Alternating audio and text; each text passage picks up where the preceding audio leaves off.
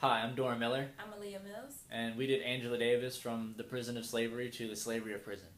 And overall, I thought that the piece was very eye-opening. It shed a lot of light on the reality of life, particularly for African Americans post-Civil War, and with the abolishment of slavery. What did you think about it? It was eye-opening for me to just acknowledge how our justice system is actually very corrupt, and it's been corrupt for a couple of years, stemming from our African American leaders and anybody else that was involved in the justice system. They failed to acknowledge what was wrong in the justice system, and they didn't fix the issues.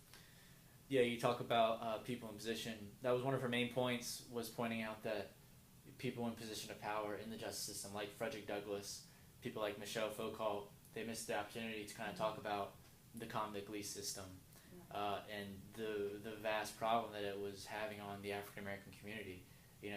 Blacks were being charged for petty crimes and being given these extremely long sentences to work, under conditions that were even worse than slavery in the past. Exactly. You know what I mean?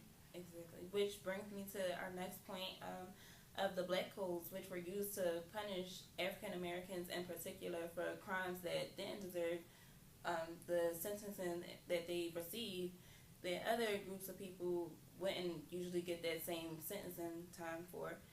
So basically, the black codes were a way to punish black people without, being unfair. Well, technically they were unfair, but just to go by the law. Mm-hmm.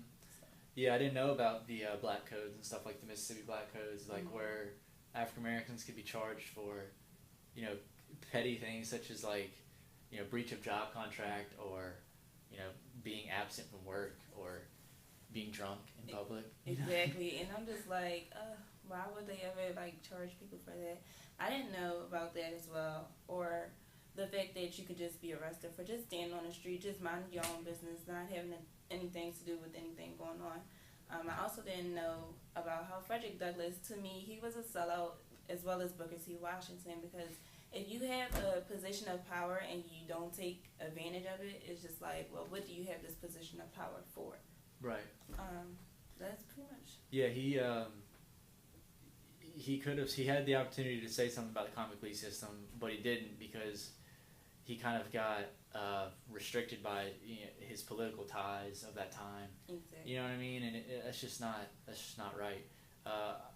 Another point that she likes to make and emphasize is that when you look at the prison system in America today, you can't look at it without understanding the foundational aspect of racism, built into it. Yeah. You know what I mean? You can't look at what's wrong with the prison system without looking at how it was built upon, a racial system. Exactly. You know what I mean? Because she mentioned, in the beginning, how so many people that were in prison were actually African Americans, and you would rarely see any other group within the justice system. That's right.